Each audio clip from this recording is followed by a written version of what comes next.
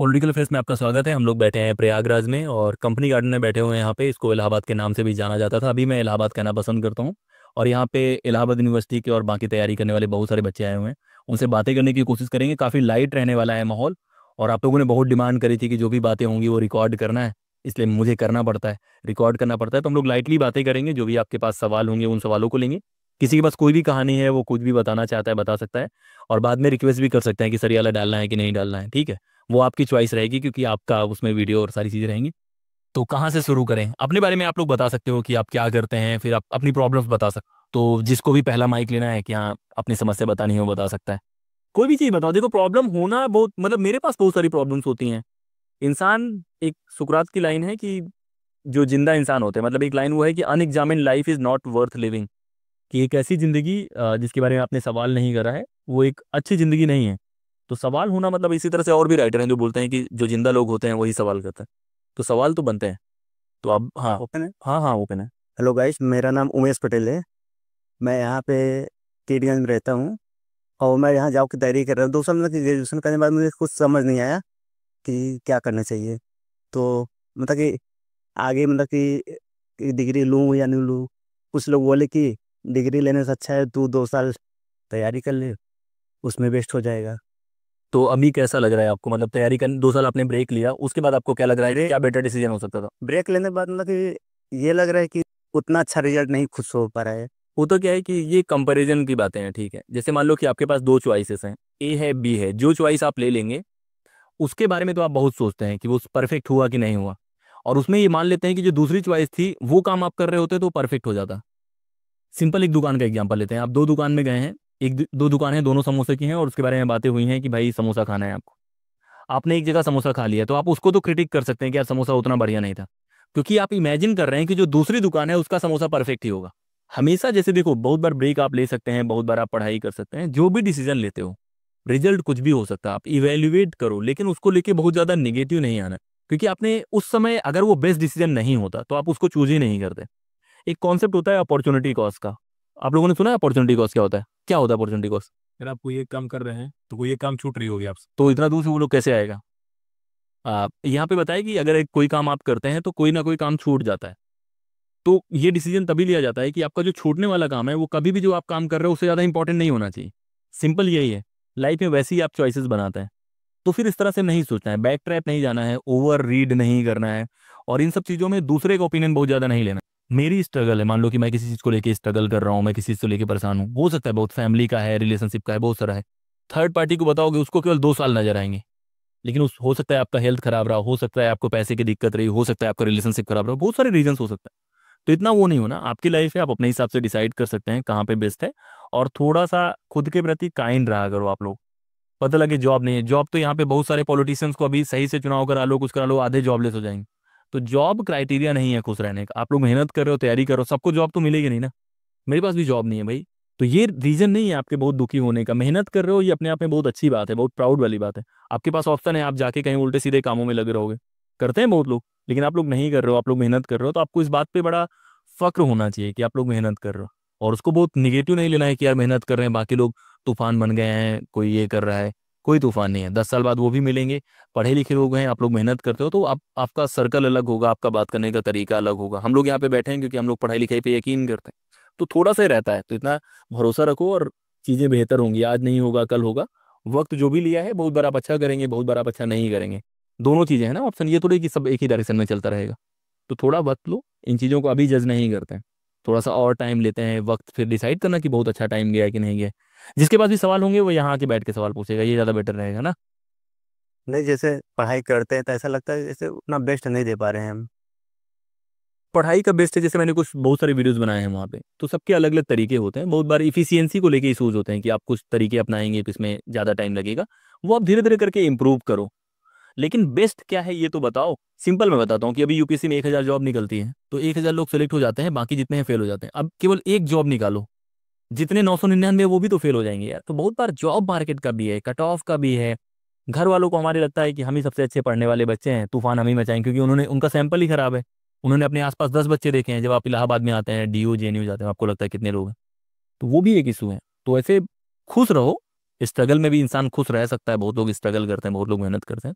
Positive रहो, मेहनत करो और खुद को इवेलुएट करो। और दूसरे के ओपिनियन को बहुत ज़्यादा लेने की जरूरत नहीं, पता नहीं कौन किस नीयत से बोल रहा है, कोई भला चाह रहा है उस वजह से बोल रहा है, कुछ और ही बोल दे रहा है उस वजह से।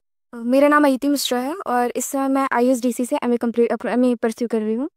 सर मेरा क्वेश्चन है, जैसे कि आपने MA किया JNU से, फिर PhD भी JNU से आपने किया है। MA और DU एक बहुत ही प्रेस्टिजियस यूनिवर्सिटी मानी जाती है पॉलिटिकल साइंस को लेके, लेकिन जैसे कि हम इलाहाबाद यूनिवर्सिटी में हैं और मेरा ISDC कॉलेज है, तो यहाँ पर है अच्छा, बट वो सारी फैसिलिटीज़ अवेलेबल नहीं है और ना ही वो हमें लेक्चर्स प्रोवाइड हो रहे हैं जो हम चाहते हैं, जिस तरह का हम चाहते हैं, या वहाँ के कंपैरिजन में तो काफ़ी कम है। तो उसके हिसाब से हमें वहाँ के क्राइटेरिया पर पहुँचने के लिए ऐसा क्या करना चाहिए कि हम उन सबको भी कॉम्पीट कर सकें? देखो, बहुत बार है कि सबकी सिचुएशन अलग है। मतलब मैं JNU में रहा हूँ, DU में रहा हूँ, तो मैं थोड़ा सा प्रिविलेज रहा हूँ। मेरा भाई है वो BHU से पढ़ा है, जो सबसे छोटा भाई है AU से पढ़ा है। सबकी कंडीशंस अलग हैं सबको। अब मैं सोचूं कि मैं हार्वर्ड में क्यों नहीं हूँ, ऑक्सफोर्ड में क्यों नहीं हूँ, तो सबके हैं आपके कंडीशंस, लेकिन कुछ तरीके हैं जो बेस्ट से लर्न किए जा सकते हैं। बहुत बच्चे क्या होते हैं कि नहीं मेरा यूनिवर्सिटी बस है, आपके यूनिवर्सिटी के कुछ बच्चे हैं पे वो बनाते हैं, वीडियो बनाते हैं यूट्यूब पे, कुछ करते हैं। उनमें से कोई कह रहा था कि बहुत तूफान है, नहीं है यार। रियलिटी ये है कि इलाहाबाद यूनिवर्सिटी एक बहुत ही बेहतरीन यूनिवर्सिटी है, मैं बहुत प्यार करता हूँ। हॉस्टल में, वाइब में, बच्चे ज़्यादा करेजियस हैं, मेहनती हैं, सारी चीज़ें हैं। लेकिन अभी वो कंडीशन नहीं है। 2-3 साल में चीज़ें इंप्रूव हुई हैं, लेकिन अभी भी इनको JNU और DU के लेवल में आने में मेहनत करनी पड़ेगी। वो एक रियलिटी है। अगर मैं बोलूँ कि मैं क्रिकेट बहुत अच्छा खेलता हूँ, मेरे साथ ये लोग पसंद करने वाले हैं, लेकिन मैं बोलूँगा विराट कोहली के बराबर खेलता हूँ, तो मजाक है। सीख सकता हूँ मैं, वो कर सकता हूँ। पहला काम जो आपको करना है कि जो अच्छा कंटेंट है वो पढ़ना है। मैं अपनी एक कहानी बताता हूँ कि जो मैं यहाँ पे 12th करके गया था, मैं साइंस में था। अब मैं पहली बार गया तो मैं पॉलिटिकल साइंस मुझे पढ़ना था, तो हम लोग के एक टीचर थे, तालीम सर थे, वो JNU से पढ़े थे। तो उन्होंने कहा कि आपके पास 2 किताबें की चॉइस है, एक राजीव भार्गव अशोकाचार्य की पॉलिटिकल थ्योरी आती है जो पॉलिटिकल साइंस वाले होंगे, एक OP गावा आती है। तो बोला है कि जिसको मेहनत करने की आदत हो राजीव भार्गव अशोकाचार्य पढ़े। तो मुझे था कि यार मैं पढ़ूंगा, तो मैंने टफ वाला लिया है। हमेशा जो टफ चॉइसेस होती हैं वो इंसान को ज़्यादा बेहतर बनाती हैं, तो आपकी स्ट्रगल होती है वो बनाती है। तो यहाँ पे आपको लग रहा है कि आपके टीचर्स या माहौल इनफ नहीं है, तो वो लोग 3 घंटे पढ़ते हैं, आप 4 घंटे पढ़ना सकते हैं, 5 घंटे पढ़ सकते हैं। और यहाँ के बहुत सारे बच्चे अभी सेलेक्ट होते हैं, CUT PG में बहुत सेलेक्ट होते हैं, AU के हो गए, BHU के हो गए, क्योंकि उन लोग का रट्टा बहुत बढ़िया होता है। वो सारी चीज़ें तो सबका फायदा है, मैं नहीं बोल रहा हूँ कि अगर आप टाइम स्पेंड करते हैं। दूसरा है कि आप दोस्त बनाइए। जैसे मान लो आप AU में पढ़ रहे हो, मुझे है कि मुझे IIT वाले के बारे में जानना है, तो मैं IIT का कोई दोस्त बना सकता हूँ, उनसे बातें कर सकता हूँ और वहाँ से सीख सकता हूँ। तो और दूसरा है कि अपने प्लेस की भी रिस्पेक्ट करना है। बहुत बार क्या होता है कि मान लो कि मैं JNU में हूँ, मान लो कि मैं AU में स्टूडेंट, मुझे JNU बहुत पसंद है, लेकिन मेरी किस्मत में तो अभी JNU नहीं है ना, अभी AU है 2 साल। अब मुझे उस प्लेस की भी रिस्पेक्ट कर, मतलब बहुत लोग की ख्वाहिश में तो घर से निकलना ही नहीं है। लड़कों को थोड़ा आसान है, लड़कियों के लिए बहुत टफ है। बहुत बार मेरे पास ऐसे मैसेज आते हैं कि सर मेरे घर वाले हमको जाने नहीं दे रहे, वो नहीं कर रहे। तो आपको कुछ हिस्सा आप आ गए हैं, सोसाइटी और बेहतर होगी, कॉलेजेस और बेहतर होंगे तो और भी मौका मिलेगा, लेकिन आपके ऊपर एक रिस्पॉन्सिबिलिटी होगी कि आपको थोड़ा ज़्यादा मेहनत करना पड़ेगा। तो थोड़ा ज़्यादा मेहनत तो आपको लगता है कि कर सकती हैं आप, तो इसी तरह से चलती रहेंगी लाइफ। मतलब बहुत बार है कि आप सीखने के लिए तो आप कुछ भी कर सकते हैं, लेकिन थोड़ा टाइम लीजिए, थोड़ा सा खुद से कंपैरिजन तो कीजिए कि वहाँ पे क्या पढ़ाया जाता है, वहाँ का सिलेबस कैसा है। और मैं कंटेंट लाऊंगा, मैं जितना कोशिश कर सकता हूँ इंडियन पॉलिटी का, एथिक्स का, वो सारे कंटेंट आपको मैं वैसे ही प्रोवाइड करने वाला हूँ जहाँ से हम लोग जिस तरह से बातें करते हैं। तो देखते हैं कैसे होता है, लेकिन थोड़ा वक्त लगेगा उसमें। हो सकता है कि आप लोग की मदद लेनी पड़े मुझे कि हाँ कहाँ से आप बेटर कर सकते हैं, नहीं कर सकते हैं। सर जैसे कि मुझे मेन समझ नहीं आता है कि वहाँ पे डिफरेंस क्या है और यहाँ पे क्या डिफरेंस है, क्योंकि मैं वहाँ पे किसी को जानती हूँ नहीं। मेन मतलब मेन प्रॉब्लम ये है कि वहाँ पर ऐसा क्या हो रहा है कि वो प्रेस्टिजियस है और यहाँ पर ऐसा कौन सी चीज़ें हमें नहीं मिल रही हैं, ऐसा क्या नहीं हो पा रहा कि हम नहीं कर पा रहे हैं वो चीज़। जैसे मास्टर्स को लेके वहाँ पे रिसर्च का काफ़ी हुआ है, बट यहाँ पे थोड़ा कम है उस चीज़ को। तो मुझे यही नहीं पता है कि रिसर्च कैसे करें या किस किन चीज़ों की हमें हेल्प लेनी चाहिए या क्या होना चाहिए। तो इन सब चीज़ों को लेके थोड़ा गाइडलाइन चाहिए। पहला है कि फैकल्टी में डिफरेंस होता है। वहाँ के जो फैकल्टी हैं उनको हमेशा से बेस्ट बच्चे मिले हैं, मतलब जो JNU अप्लाई करता है 50-60 बच्चे होंगे उनके साथ इंटरेक्ट, पहला रीजन ये है फैकल्टी का। दूसरा, स्टूडेंट भी क्रीम है, तो ये सैंपल बायस भी हो जाता है कि AU में बहुत सारे ऐसे बच्चे होंगे जिनका IQ शायद वो पढ़ने में पहले उतने अच्छे ना रहे हों, लेकिन अगर आप JNU क्रैक करते हैं तो ज़्यादातर बच्चे DU में, JNU में वैसे होंगे जो ऑलरेडी बहुत ब्रिलियंट रहे होंगे ऑलरेडी। तो स्टूडेंट भी डिफरेंट है, फैकल्टी डिफरेंट है। तीसरा है कि कल्चर का डिफरेंस होता है। जैसे मैं अपने सेंटर की बातें करूँ तो मेरे सेंटर पे है कि फैकल्टीज़ मौजूद होते हैं, आपको कोई चीज़ नहीं समझ में आ रहा है तो आप जा सकते हैं, उनसे डिस्कस कर सकते हैं। कोई सेमिनार हो रहा है, वहाँ पे फैकल्टी ने कोई पेपर प्रेजेंट कर रहे हैं, आप जाके उनसे सवाल कर सकते हैं। जैसे मैं वहाँ पे बैठा हूँ तो वहाँ पे वो सीनियर जूनियर नहीं है। जैसे मैं PhD में हूँ तो लॉजिकली मैं काफ़ी सीनियर हूँ, काफ़ी सीनियर मतलब जो आपके यहाँ पे PhD स्कॉलर होंगे उनसे ज़्यादा सीनियर हूँ, क्योंकि मेरा 2 साल MPhil है, 6 साल PhD है। तो यहाँ पे वहाँ पे मेरे साथ तो जो मास्टर्स के बच्चे हैं वो वैसे ही कंफर्टेबल हैं। कोई चीज़ है, मैं पेपर देखने गया हूँ, उनका इवेलुएट करने गया हूँ कि मैं वहाँ पे इन्विजिलेटर हूँ, बाद में निकले, मुझे किसी का ठीक लगा बिहेवियर तो मैं पूछूंगा क्या कर रहे हो क्या नहीं कर रहे हो, तो काफ़ी कंफर्टेबल है बातें। इलाहाबाद में अभी कल्चर थोड़ा सा डरावना है। डरावना मतलब है कि जहाँ पे सीनियर जूनियर और ये सब हॉस्टल के नाम पे उसके नाम पे, ये बहुत अच्छी चीज़ें नहीं है। मतलब मुझे इज्जत लेने के लिए यही चीज़ एक ज़रूरत है क्या, कि मेरी एज बहुत ज़्यादा है। एक किसी ने बोला था कि जो लोग बेवकूफ़ होते हैं वो लोग भी बूढ़े होते हैं। होते हैं कि नहीं होते हैं? हाँ हाँ बिल्कुल। तो जो लोग बेवकूफ़ हैं वो बूढ़े होने के बाद भी बेवकूफ़ रहेंगे। बहुत सारे मेरे कमेंट आते हैं, तो मेरा सबसे अच्छा तरीका यही होता है। मैं सबसे खतरनाक जो कमेंट करता हूँ वो लोग होते हैं जो नहीं पसंद करते कि कोई पढ़ी लिखी बात करे या कोई सवाल करे, तो उनका कमेंट होता है कि 8 साल PhD करे अभी भी जॉबलेस हो, सारी चीज़ उनको नहीं पता है बहुत सारी चीज़ें। तो मैं यही उसमें कमेंट करता हूँ कि उम्र काफ़ी नेचुरल है। मतलब मैं हूँ अभी इतने साल का, 1 साल बाद मैं बढ़ता जाऊंगा ना। कोई भी इंसान ऐसा है जो अपनी उम्र रोक सकता है? नहीं रोक सकता। लेकिन इंसान के पास एक चॉइस है कि अगर वो आज बेवकूफ़ है कल बेवकूफ़ ना रहे। होता ही नहीं चॉइस कि मान लो कि मैं आज बेवकूफ़ हूँ, तो मेरे पास एक चॉइस है कि मैं कल बेवकूफ़ ना रहूँ अगर मैं थोड़ा बहुत मेहनत करूँ तो। बहुत इंसान उन कामों के लिए रिस्पॉन्सिबल ठहराया जा सकता है जहाँ पे उसके पास चॉइस है। मेरे पास चॉइस है कि मैं बेवकूफ़ हूँ आज ना रहूँ, तो अगर मैं वो नहीं कर रहा हूँ तो मेरी गलती है। उम्र तो भगवान नहीं रोक सकते, इंसान के रोक। तो उसी तरह से है कि यहाँ पे सीनियरिटी वो सब, अगर आप लोग कब सीनियर बनना कुछ, और तो 2 चीज़ें करना, एक तो इंश्योर करना कि लड़कियां आपसे डरे नहीं, जो आसपास हैं वो लोग कंफर्टेबल हो। दूसरा, आपसे छोटे लोग आपसे डरे नहीं। और वो मैं इसलिए नहीं बोल रहा हूँ क्योंकि मैं सिर्फ बोलने के लिए बोल रहा हूँ। मेरे भाई लोग हैं, अभी मेरा छोटा भाई था यहाँ पे, वो मुझे बता रहा है कि कौन सी लोकेशन जाना चाहिए नहीं जानती। मेरे से छोटा वाला भाई भी वैसे करेगा, क्योंकि वही रियल लोकतंत्र है यार। जहाँ पे एक 10 साल पहले या 50 साल के रूल करने वाले पार्लियामेंटेरियन को एक नया 25 साल का लड़का आके हरा दे रहा है, वही तो रियल लोकतंत्र। तो थोड़ा सा इसको डेमोक्रेटाइज करते हैं, थोड़ा सा आएगा। और उम्मीद रखनी चाहिए, मुझे बहुत उम्मीद है। मैंने AU को 10 साल पहले, 15 साल पहले, 20 साल पहले भी कहानियां सुनी है। अभी 3-4 साल में जो चीज़ें हो रही हैं वो काफ़ी बेहतर हो रही हैं। मतलब मैं अंदर का नहीं जानता हूँ, लेकिन मैंने बहुत लोगों से बात करी है, चाहे फैकल्टीज़ के बारे में बात करी है, क्लासेस के बारे में बात करी है। नाम सोनू पासवान है। मैं यहाँ 3 साल से रह रहा हूँ और वन डे एग्ज़ाम का तैयारी कर रहा हूँ। और मेरा ये पहला एक्सपीरियंस है जो मैं कभी मीटअप में गया हूँ और पहली बार मिलने का जो हुआ है। थोड़ी सी गड़बड़ नहीं नहीं, बोलो बोलो, आराम से रहूँगा। कोई कोई दिक्कत नहीं, कोई दिक्कत, मैं हूं ना यार। मतलब इतना क्यों डरना है? नहीं डर उसका जैसे होता है, एक हार्ड वर्क एक स्मार्ट वर्क होता है। तो हार्ड वर्क तो समझ में आता है, स्मार्ट वर्क इससे होता है। मैं 3 साल से हूँ तैयारी कर रहा हूँ वन एग्ज़ाम का। हार्ड वर्क में दिन रात एक किया हूँ। पढ़ाई के लिए मैं सुबह 24 घंटा लाइब्रेरी ज्वाइन किया हूँ और दिन रात पढ़ता हूँ, इसे लिखूँ। एग्ज़ाम में मैं सिर्फ लास्ट तक चला जाता हूँ, कभी कभी क्वालिफाई भी करता हूँ, तो वो कुछ मार्क्स से फाइनल में एग्ज़ाम से रह गया हूँ। तो वहाँ तक जाता हूँ, उसके पार नहीं जा पाता हूँ, एग्ज़ाम क्लियर पूरा फाइनल में। अभी जैसे इसको देखो, इस तरह से देख सकते हो कि अगर वैकेंसीज थोड़ी ज़्यादा होती तो आप इन होते। तो बहुत बार वैकेंसीज रिस्पॉन्सिबल होती हैं, और जो लोग क्रैक करते हैं वो ज़्यादातर बहुत बार बाउंड्री पे रहते हैं, उसके बाद कब जंप आउट कर जाते हैं उस पार वो नहीं पता चल सकता। तो जो भी मेहनत कर रहे हो वैसे करते रहो, बस 2-4 नंबर का है तो वो एग्जाम पे डिपेंड करता है। जैसे नेट JRF कोई दे रहा होगा, तो वो लोग क्या गलती करते हैं, वो लोग पेपर 1 को बहुत अच्छे से नहीं पढ़ते हैं। तो पेपर 1 में आपके 25-28 बन रहे हैं, आपको 2 नंबर मिस कर दे रहे हो, और पेपर 2 आप ज़्यादा मेहनत कर रहे हो, तो केवल आपको 2 नंबर 3 नंबर पहले वाले में इंप्रूव करना है। तो टेक्निकल एस्पेक्ट इंप्रूव करो। कोई ऐसा जोन होगा जहाँ के आपके ज़्यादातर सवाल गलत हो जाते होंगे, उस चीज़ को इंप्रूव करके थोड़ा सा वो करने की कोशिश करो। और जिनके भी इस रेंज में हो कि आप 2-3 साल से मेहनत कर रहे हो और मतलब बॉर्डर लाइन पे हो, तब आपको मेहनत करनी चाहिए बहुत ज़्यादा, क्योंकि आपको पता नहीं कि कब आप क्रॉस कर जाओगे, और 3 साल का मेहनत भी वेस्ट जाएगा ना, तो आपको क्विट नहीं करना है। थोड़ा सा एनर्जी बचानी है अपनी, थोड़ा सा पॉजिटिव रहना है और डरना नहीं है। मैं सबको बोलता हूँ कि बहुत बार जॉब जिसके पास है, यहाँ पे बहुत सारे लोग हैं जिनके पास जॉब है, मैं उन लोगों में से हूँ जिसके पास जॉब नहीं है। तो उसके बाद भी बहुत सारे ऑप्शंस रहते हैं, और आपके पास और ऑप्शंस क्या हैं? लोग सिंपल मिडिल क्लास से लोग हैं ना यार। हम लोग अगर पढ़ाई नहीं करेंगे तो हमारे पास मतलब चॉइस क्या है भाई? मतलब यही करना है, यही एक तरीका है जिससे हम आगे जा सकते। बाकी मीटअप इसलिए था कि मैं आप जैसे लोगों से मिल पाऊँ, जो लोग मेहनत कर रहे हैं, स्ट्रगल कर रहे हैं। तो बहुत लोग को होगा ना इस तरह की सिमिलर प्रॉब्लम्स होंगी लोगों को कि 1 नंबर 2 नंबर से। इतना डरना नहीं होता यार। मतलब अगर आप 4 नंबर 5 नंबर से रुक रहे हो तो आपने ऑलरेडी काफ़ी नंबर स्कोर करे हैं। तो इतने नंबर तभी स्कोर करें जब आपने मेहनत करी है। तो उस चीज़ को थोड़ा बनाए रखो। थोड़ा सा टाइमिंग आप चेंज कर सकते हो। जितने वीडियोस रिवीजन वाले हैं, किताब पढ़ने वाले हैं, वो सारे एक्सपीरियंस बेस्ड हैं। लगभग 15 साल से मैं इसी गेम में हूँ, पढ़ाई वढ़ाई के। तो वो चीज़ें करना, वो शुरू में डिफिकल्ट लगेंगी, लेकिन वो वर्क करती हैं। मतलब अगर आप उसको रेगुलर करोगे तो वो काम करेंगे।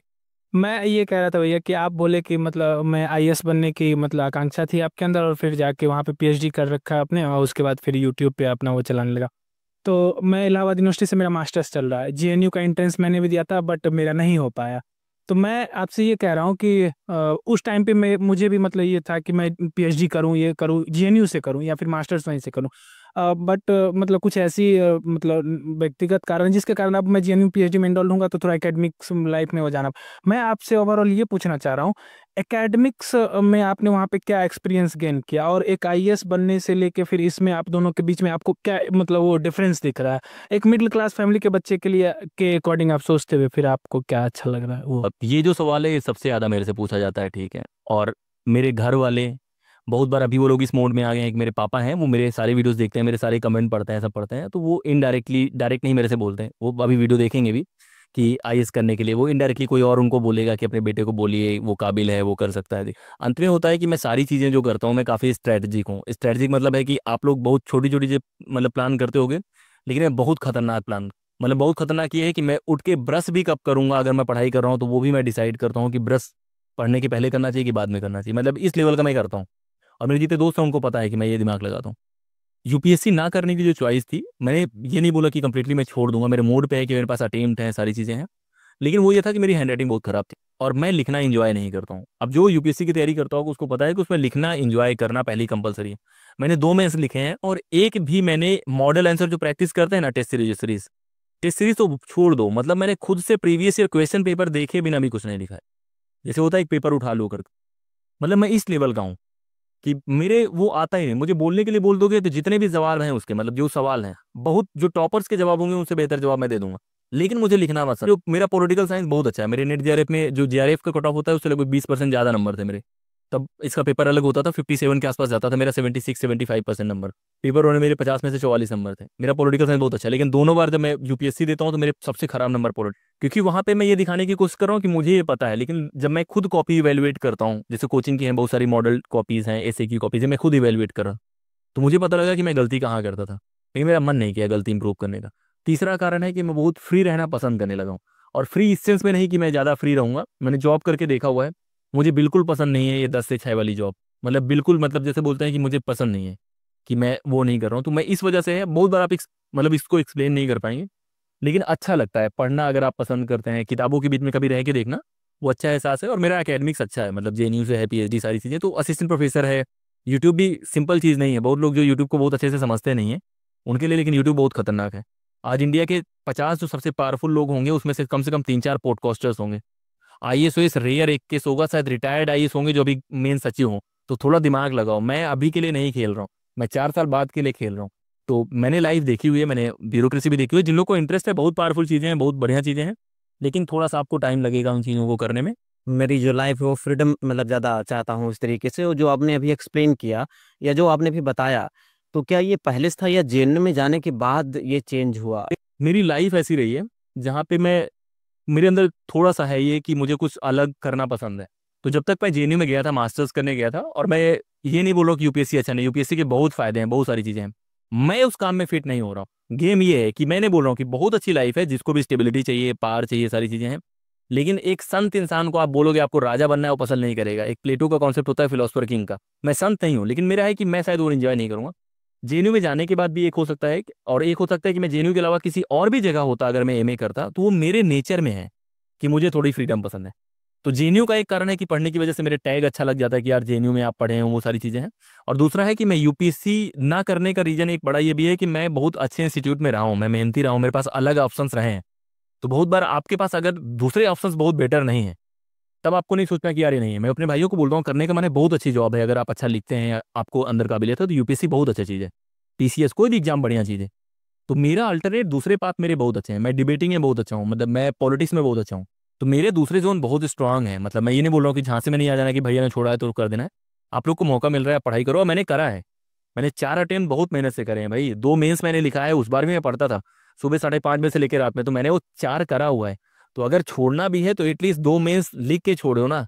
अभी वो कोचिंग वाले मुझे बुलाते हैं पढ़ाने के लिए, उसमें भी 2 मेंस चाहिए, वो सारी चीज़ें चाहिए। तो जो भी काम आप करो उसको थोड़ा सा मेहनत करके करो, वो मेहनत कभी वेस्ट नहीं जाएगी। पॉलिटिक्स करने में भी यूपीएससी मदद करता है, हर चीज़ में मदद करता है। तो मुझे नफरत नहीं है यूपीएससी से, बस मेरी चॉइस है कि मैं किस काम को, जैसे मान लो मैं यहाँ बैठा हूँ, मेरे पास चॉइस है कि मैं खाने पे थोड़ा फोकस करता हूँ, कि मेरे पास आज लिट्टी चोखा खाने की चॉइस है, छोला समोसा खाने की चॉइस है, मैं दोनों को पसंद करता हूँ। लेकिन मैं अभी यहाँ पे लिट्टी चोखा खाना पसंद करूंगा। उसका एक बड़ा रीजन है कि लिट्टी चोखा केवल यहीं पे सिविल लाइन में या पीछे अच्छा मिलता है, और समोसा मैं, छोला समोसा मैं अपने गांव साइड भी खा सकता। तो इस स्टेज में जो मैं काम कर रहा हूँ ना, यूट्यूब का एल्गोरिदम जिस तरह से वर्क कर रहा है, जिस तरह के लोगों को नीड है, शायद मैं उसको ज्यादा पिक कर रहा हूँ। यूपीएससी और जो है, मेरे पास 4 अटेम्प्ट हैं, 3 अटेम्प्ट है, मैं 2 साल बाद भी कर सकता हूँ। तो ये स्ट्रेटेजिक चॉइस है। मेरा नाम युवराज सिंह है, मैं एयू में ग्रेजुएशन 3rd ईयर का स्टूडेंट हूँ। और मेरे सर से ये जानना था कि सर, मेरे पास पॉलिटिकल साइंस और फिलॉसफी दोनों सब्जेक्ट हैं और मुझे दोनों ही बहुत पसंद है, तो मैं आगे किसको प्रेफर करूं और किस में मुझे रिसर्च करने का मन है। तो युवराज, ये है कि मैं पॉलिटिकल साइंस से हूँ, मैंने लिया है तो इसलिए भी मैं सजेस्ट करूंगा और पॉलिटिकल साइंस लेना चाहिए क्योंकि मान लो कि कहीं आप जा रहे हो तो आपको पता नहीं कि किस रास्ते पे जाना है, तो आपको ज़्यादा चौड़ा वाला रास्ता लेना चाहिए, मतलब जहाँ से बहुत सारे रास्ते निकलते हों, क्योंकि हो सकता है कि एक रास्ता उधर भी जाता हो। तो पॉलिटिकल साइंस थोड़ा वाइड है, उसमें से आप फिलोसफी वाली चीज़ों में बहुत सारा काम कर सकते हैं, आईआर में भी कर सकते हैं, आपको भी नहीं पता, अपने बारे में भी नहीं बहुत सारी चीज़ें नहीं पता, आप इंजॉय करते हैं दोनों।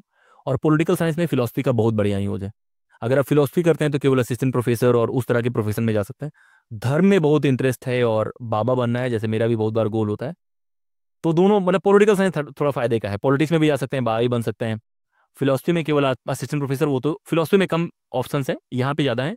लेकिन अगर आपको डीप फिलोसफी और वही सब इंटरेस्ट है तो अभी इंडियन नॉलेज सिस्टम ऐसे भी बहुत सारे काम हो रहे हैं, तो पॉलिटिकल साइंस ले लो। और अगर आप फिलोसफी वाले टॉपिक पे काम करोगे तो पॉलिटिकल साइंस वाले रिफ्यूज़ नहीं करते, मतलब आराम से आप इधर भी आ सकते हो उधर भी, तो वो एक फ़ायदा होगा। तो मैं वाइड चॉइस वाला बोलूँगा, तो करो, एंजॉय करो, और दोनों कनेक्टेड है, मतलब अलग तो है ही नहीं। जिसका भी फिलोसफी बहुत अच्छा है पॉलिटिकल साइंस में बहुत अच्छा होगा, क्योंकि उसका थ्योरी बहुत अच्छा होगा। सर मेरा सवाल है, जैसे अभी हम एयू से ग्रेजुएशन कर रहे हैं, थर्ड ईयर में अभी हम, मेरा पॉलिटिकल साइंस, इकोनॉमिक्स और एंशिएंट हिस्ट्री है। तो फर्स्ट ईयर में मेरे बहुत कम रिजल्ट आए थे, नंबर मतलब सेकेंड ईयर में ठीक ठाक मतलब एवरेज आ गए हैं। तो हमको छोड़ना है सब्जेक्ट, एक इकोनॉमिक्स है, पॉलिटिकल साइंस और एंशिएंट हिस्ट्री। तो मैं हर मतलब बचपन से, मतलब फर्स्ट ईयर से सोच रहे हैं हम कि एंशिएंट हिस्ट्री छोड़ देंगे, पर अब हमको जब सेकंड पेपर में नंबर कम आया तो सोच रहे हैं कि क्या लें, इकोनॉमिक्स है और पॉलिटिकल साइंस लेके चलें या फिर एंशिएंट। ठीक है, तो यहाँ पे कंडीशन ये है कि आपके पास ये डिसाइड करना है कौन सा सब्जेक्ट छोड़ना है। मतलब कि बहुत बार आपके पास कंप्लीट इन्फॉर्मेशन नहीं है, तो या तो आप सजेशन पे चले जाइए या तो आप रैंडम चीज़ों पे जाइए। जब मैं यहाँ से गया था 12th करके, तो मेरे पास साइंस था, तो मैं हिंदू कॉलेज गया, मैंने एडमिशन ले लिया और मुझे लेना था इकोनॉमिक्स और मुझे लेना था जियोग्राफी, क्योंकि दोनों साइंस का था। मैं तो मुझे किसी ने बताया कि ये सब्जेक्ट साइंस से रिलेटेड है, यूपीएससी हो जाएगा इसमें से। एडमिशन लेने के बाद पता चला वहाँ जियोग्राफी है ही नहीं।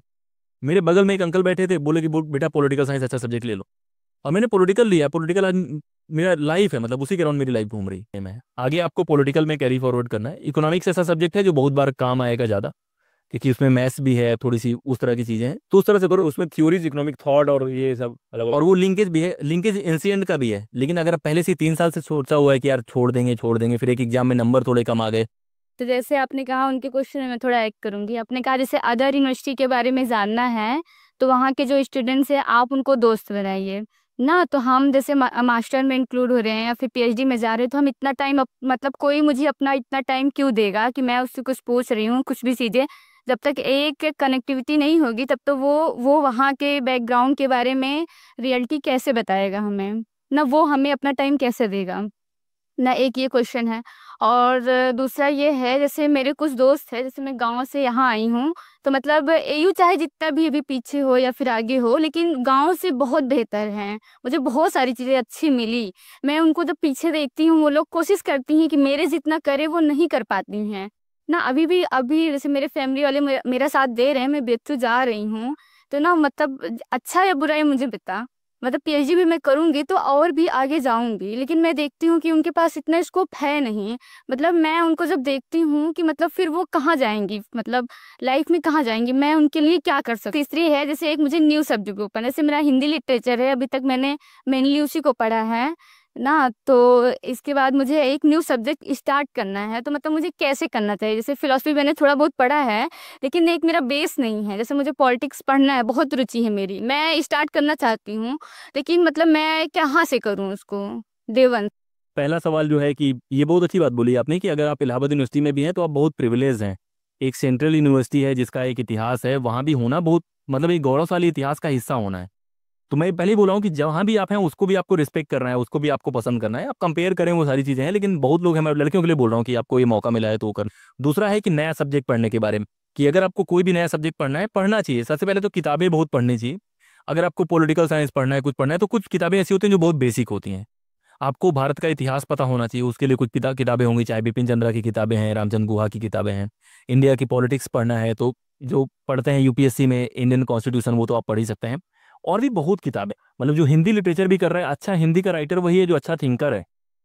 ये नहीं है कि हिंदी की राइटिंग जो है, जो बड़े पहले के राइटर्स थे वो ये थोड़ी थे कि हिंदी के राइटर्स थे। यहाँ पे शायर ऐसे हुए जो इंग्लिश के प्रोफेसर थे, फिराक गोरखपुरी या बड़े बड़े नाम है, और बहुत जितने भी बड़े पहले के राइटर्स थे, हाँ, वो भाषा में न लिमिटेड थे, उनके पास बहुत सारी भाषाओं का ज्ञान था, सब्जेक्ट में तो लिमिटेड थे ही नहीं। अब कितने पाकिस्तान हो गई, इस तरह की बहुत सारी किताबें हैं। एक सिंपल ये थोड़ी कि केवल हिंदी पढ़ने वाला लिख पाएगा। या बहुत सारे मैं ऐसे राइटर को जानता हूँ, श्रीलाल शुक्ल हैं, उनकी राग दरबारी एक किताब है, वो जिस कॉन्टेक्स्ट में लिखी गई है। बहुत सारी किताबें, गोदान की आप बातें करें तो एक अच्छा राइटर जो है उसको पॉलिटिकल समझ भी होनी चाहिए, सारी होनी चाहिए, और आप सबको क्रॉस डिसिप्लिन पढ़ना चाहिए। मतलब अगर कोई पॉलिटिकल का है तो उसको हिंदी भी पढ़ना चाहिए, हिंदी लिटरेचर तो सबको पढ़ना चाहिए। अगर इस देश को समझना है तो हिंदी लिटरेचर पढ़ना चाहिए। बहुत सारे ये लोगों को लगता है कि मैं वही पढ़ूंगा जो एग्जाम निकाल देगा। पढ़ने का एक मतलब पैसा कमाने का एक गोल है कि आपकी लाइफ स्टाइल बेहतर हो ना, आपका सोचने का नजरिया, आसपास के लोग बेहतर हैं। पढ़ाई वो बहुत बार आपके लिए आसान कर देती है, आप लोगों को ज़्यादा बेहतर समझते हैं तो पढ़ाई कर सकते हैं। बेसिक किताबें बहुत सारी हैं, मतलब कहीं से भी शुरू करो, यूट्यूब में भी बहुत सारे वीडियोस मिल गए हैं, लेकिन उसके लिए नीयत चाहिए होती है। बहुत बार है कि हमको पढ़ना है, किताब नहीं मिल रही से नहीं पढ़ेंगे, ये रीजन नहीं होना। कोई भी चीज़ है पसंद है पढ़ो। थेरी तो अभी बहुत सारी चीज़ें आप देख सकते हैं कि थेरेटिकल चीज़ें, कि उदारवाद क्या होता है, कैपिटलिज्म क्या होता है। सबसे पहले तो ये अंडरस्टैंडिंग आप सबको होनी चाहिए। मतलब अगर आप मास्टर्स में हैं, इस तरह की जॉब करना चाह रहे हैं, सारी चीज़ें, तो ये बेसिक अंडरस्टैंडिंग बना लो। किताबें सुभाष कश्यप के भी हैं, लेटेस्ट में बहुत सारी किताबें आ गई हैं, तो किताब इसको नहीं होना चाहिए। और पढ़ो, थोड़ा सा डिफिकल्ट लगेगा। मान लो मेरा पॉलिटिकल साइंस है, मैं संस्कृत पढ़ना चाहता हूँ, मतलब मेरी अभी ख्वाहिश है कि मैं संस्कृत पढ़ूँ, तो इस तरह से कर सकते हैं। और थोड़ा सा डर लगेगा, जब आप पढ़ेंगे तो आपको समझ में नहीं आएगा। हाँ, एक जवाब मैं भूल गया था दोस्त बनाने वाला, कि आप यूनिवर्सिटीज़ में बाकी जगह दोस्त कैसे बनाते हैं।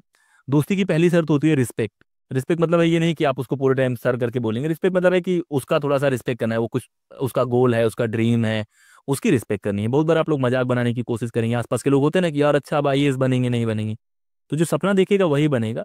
और मेरा है कि मान लो आप इलाहाबाद यूनिवर्सिटी में पढ़ते हैं, आपसे कोई गाँव का इंसान मैसेज करता है कि भैया मुझे मदद कर दो, आप में से कितने लोगों को जो मैसेज का रिस्पॉन्ड नहीं करोगे? बहुत कम लोग हो गए। आपको एक इंसान को अच्छा लगता है अंदर से लोगों की मदद करके, कभी फील करा है कि कोई कोई इंसान, खाना आप खा रहे हो और कोई इंसान बगल में है, उसको खाना खिला के आपको ज़्यादा खुशी मिलेगी बहुत बार पूरा खाना अकेले खा के। जो लोग भी अच्छे पढ़ाई करते हैं उनके अंदर मदद करने का थोड़ा सा होना चाहिए। तो आप किसी से भी पूछोगे, ज़्यादातर बच्चों को अगर आपने बोला है कि ये क्या कंडीशन है, लोग रिस्पॉन्ड करेंगे। तो पॉजिटिव रहो। 10 में से अगर आपको ज़रूरत है, मुझे मान लो कि पानी पीने की ज़रूरत है, मैं एक जगह जाऊँगा नहीं मिलेगा, दूसरी जगह जाऊँगा कि नहीं जाऊँगा। बहुत बार बच्चे क्या करते हैं, आपकी गरज है भाई, आपको सीखना है, तो सामने वाला मना भी कर दे तो आपको एक बार होना चाहिए कि भाई थोड़ा सा बता। तो वो विनम्रता आपके अंदर होनी चाहिए। अगर आपको सीखना है तो जैसे बोलते हैं ना कि किसी को सीखना है तो आपको उसके नीचे बैठ के या कुछ भी करके तो आप पूछेंगे, लोग रिस्पॉन्ड कर। मेरे पास, मैं इतना दिखता हूँ कि मेरे पास जितने भी कमेंट आते हैं मैं कोशिश करता हूँ उनको रिस्पॉन्ड करने का, या तो मेरा भाई करेगा या तो मैं करूँगा। मैं करता हूँ क्योंकि मैं नहीं करूँगा तो कमेंट हटता ही नहीं है। तो मैं तो करता हूँ यार, मैं PhD भी कर चुका हूँ, मेरे पास बहुत सारे काम होते हैं उसके बाद भी करता हूँ। तो आपको करना चाहिए अगर कोई भी सही नीयत से आपसे सवाल पूछता है, क्योंकि बोलते हैं ना कि आप लोग थोड़ा बहुत भगवान पे, इन चीज़ों पे तो यकीन करते ही होगे। तो परोपकार का फल क्या होता है, अच्छा होता है ना। तो आप लोग ये किया करो, कोई भी मदद मांगता है, कुछ मांगता है तो मदद कर सकते हैं, उसमें से अच्छा है। आपको भी पता चलता है। बहुत बार मेरे से लोग पूछते हैं इसका एडमिशन है कि नहीं है। जैसे एक मीडिया का सेंटर है, वहाँ पे PhD होता है, तो मुझे नहीं पता था कि वहाँ पे मीडिया का सेंटर है, PhD होता है। मेरे से बहुत लोगों ने पूछा, उसका मुझे पता चला अच्छा ये वाला भी है। तो मेरी भी जानकारी बेटर हो रही ना। मैं यहाँ पे बहुत सारे सवालों के जवाब दे रहा हूँ जो मैंने पहली बार टैकल कर रहा हूँ, कि मेरे जो दोस्त लोग हैं वो बमबाज हैं, मुझे कैसे दूर जाना है। अब ये तो मैंने भी टैकल नहीं करा, क्योंकि मेरे दोस्त ज़्यादातर शरीफ दोस्त। अब मुझे ही पता लगे कि यार कैसे दूर जाएं, कि पता लगे आज दूर जा रहे हैं, कल जाके आके कान पे धर दिया कि यार कहाँ कहाँ चले जा रहे हो। तो लाइफ में नई नई चीज़ें आपको मिलेंगी, तो सीखने का भी एक नया मौका मिलेगा आप लोगों को। और किसके पास कौन सा सवाल है जो कैमरे पे आ रहे हैं। मैं AU से ग्रेजुएशन कर रहा हूँ। मेरा सब्जेक्ट इकोनॉमिक्स, एंसेंट हिस्ट्री और हिंदी है। आगे सिविल सर्विसेज की तैयारी करनी है। मतलब इकोनॉमिक्स में साल भर पढ़ाई किया लेकिन मार्क्स इतना अच्छा नहीं कर पाए, और हिंदी हिंदी और एंसेंट हिस्ट्री में टाइम कम दिए थे, फिर भी मार्क्स अच्छे थे। लेकिन आगे सिविल सर्विसेज की तैयारी करना है और साथ ही साथ JNU के लिए मतलब कि जाने की कोशिश कर रहा हूँ पोस्ट ग्रेजुएट के लिए। तो कौन से सब्जेक्ट ड्रॉप करना चाहिए? मज़ा किस में आता है? इकोनॉमिक्स में तो अच्छा लग रहा है पढ़ने में भी, लेकिन ऑप्शनल के रूप में हम हिस्ट्री और ये हिंदी में रखना चाहता हूँ, क्योंकि इकोनॉमिक्स से मार्क्स कम मतलब मिल पाते हैं ऑप्शनल के रूप में सिविल सर्विसेज में। तो कौन सा ड्रॉप करना चाहिए? ऐसा नहीं है, इकोनॉमिक्स से बहुत सारे और भी ऑप्शंस खुल जाते हैं। जैसे MA इकोनॉमिक्स करने के बाद जो इकोनॉमिक सर्विसेज हैं, वहाँ भी मेरे बहुत सारे दोस्त हैं, उस जॉब में है। RBI में बहुत लोग हैं। आपको ये पर्सनल डिसाइड करना पड़ेगा किसमें आप ज़्यादा कंफर्टेबल हैं, पहला तो ये है। दूसरा है सिविल सर्विसेज में जो आपका ग्रेजुएशन है, मतलब सब्जेक्ट काम आते हैं, लेकिन ऑप्शनल का सब्जेक्ट और आपके मास्टर्स के सब्जेक्ट में उतना भी लिंक नहीं होता है। बहुत सारे ऐसे बच्चे हैं जो पॉलिटिकल साइंस से किसी और में देते हैं। तो एक एक स्टेप करो, मास्टर्स किस में करना है वो डिसाइड करो। मतलब मास्टर्स सिविल से डिसाइड मत करो, मास्टर्स किस में आप स्कोप देख रहे हो वो डिसाइड करो, उसके बाद फिर डिसाइड करना। ऐसा भी हो सकता है कि मास्टर कोई और सब्जेक्ट में कर रहे हैं, ऑप्शनल कोई और हाँ, लोग लेते हैं, लेकिन मैं बोलूँगा कि अगर आपको इकोनॉमिक्स लग रहा है कि कंफर्टेबल हो, अच्छा कर ले रहे हो, तो इकोनॉमिक्स में थोड़ा सा बेटर है बाकी सब्जेक्ट से, क्योंकि बाकी में भीड़ बहुत, प्लेसमेंट्स का भी है, वो भी फायदा है थोड़ा सा। लेकिन अगर नहीं लग रहा है तो ऐसा नहीं है कि तीनों चॉइसेस हैं, वो आपके ऊपर डिपेंड करता है कि आप किस में ज़्यादा कंफर्टेबल है।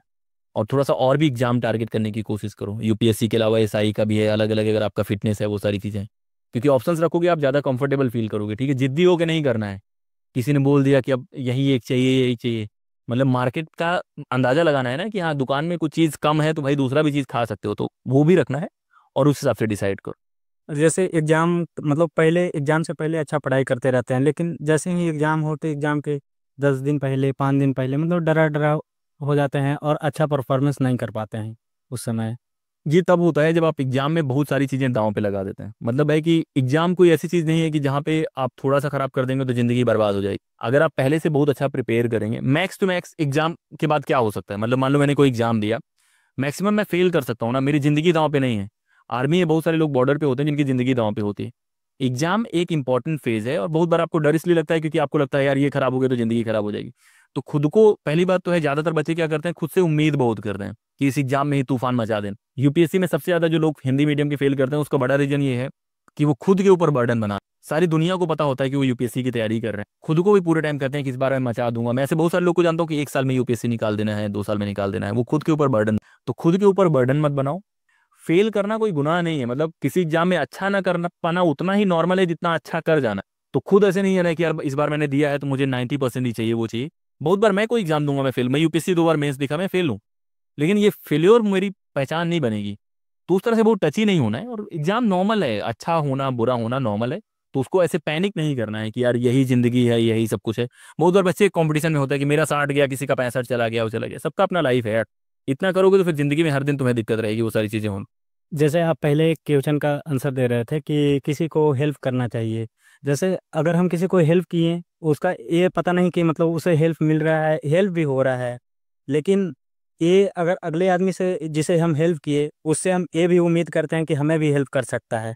लेकिन ये चीज़ हम मतलब हर लोगों बहुत लोगों को हेल्प करने की कोशिश किया हूँ अपनी ओर से जितना बनता है, लेकिन अगले ओर से मतलब कुछ वो प्राप्त नहीं होता है। तो आप मदद बहुत बार इसलिए कर रहे थे क्या कि उधर से कुछ प्राप्त हो? नहीं नहीं, ऐसा होता है ना कि कुछ ना कुछ ह्यूमन टेंडेंसीज होती हैं। आप किसी की भी मदद करते हैं, मैं किसी इंसान को अगर जज करता हूँ कि वो अच्छा इंसान है नहीं, एक दया और दूसरा आभार। कोई भी इंसान आपके लिए छोटा से छोटा काम भी करे, आपके अंदर वो क्या बोलते हैं, कृतज्ञता क्या बोलते हैं, वो होना चाहिए। वही इंसान को, ये मैं नहीं बोल रहा हूँ बड़े बड़े राइटर्स में बोलना चाहिए, तो वो उस इंसान की गलती है। गलती क्यों है? मान लीजिए आपने किसी की मदद करी, मैंने आपकी मदद करी, और ये बच्चे नोटिस कर रहे हैं, कल आप मेरे चीज़ों को याद नहीं रखते, कल आप इनसे मदद मांगने जाएंगे, आपकी मदद नहीं करेंगे, तो ये आपका नुकसान नहीं है, ये उसका नुकसान है। अगर आपको पता है कि यार इस इंसान की उसने मदद करी थी, इसने याद रखा जिंदगी भर, उस इंसान की कोई और भी मदद करना चाहेगा। तो इस तरह से सोचो कि अगर आप, मेरी किसी ने मदद करी और मैं याद नहीं रखता हूँ, तो ये मेरी बेवकूफ़ी अलग है। मैं बेवकूफ़, जो मदद कर रहा है वो बेवकूफ़ नहीं है यार। और ये बहुत अच्छी चीज़ है कि आप इस काबिल हो कि आप मदद कर पा रहे हो। ये प्रिविलेज है। मतलब मैं अगर यहाँ पे बैठ के आप लोग को बता पा रहा हूँ, ये कर पा रहा हूँ, तो मेरे लिए तो बहुत अच्छी बात है यार कि मैं इतने लोग, मैं यहाँ पे बुलाए, इतने लोग आ गए हैं। तो इस चीज़ का मेरे लिए अंदर से ये होना चाहिए कि भाई इतने लोग को मैंने बुलाया, इतने लोग यहाँ पे बच्चे आ गए हैं, तो ये मेरे लिए बहुत अच्छी बात है। और आपको ये लग रहा होगा दुनिया में, मैं बोलता हूँ बहुत बार कि अच्छा होना बेहतर है। आपको गलत सैंपल मिलेंगे बहुत बार। आम खाने जाओगे वहाँ मिल जाएंगे, जामुन खाने जाओगे वहाँ मिल जाएंगे, नहीं मिलते क्या? मिलते हैं यार, लेकिन उससे अपना नेचर क्यों बदलोगे? अगर आप नहीं मदद करोगे ना, तब आप ज़्यादा परेशान हो जाओगे। कभी करके देखना कि आपके पास कोई मदद लेने आया, कोई आया खाना खाने, और आपको लग रहा है कि आप इसको खाना खिला सकते हो, आप नहीं खिलाओगे ना, कल वो आदमी भूल जाए, आपको याद ना करे, वो उतना बुरा नहीं लगेगा जितना आप नहीं खिलाओगे और आप उस बात को सोचोगे, आपको खुद को घटिया लगने लग जाओगे। तो क्योंकि बहुत बार होता है ना, किसी को नेचर होता है, तो अपने नेचर के अगेंस्ट मत जाओ। मदद से ही दुनिया चलती है।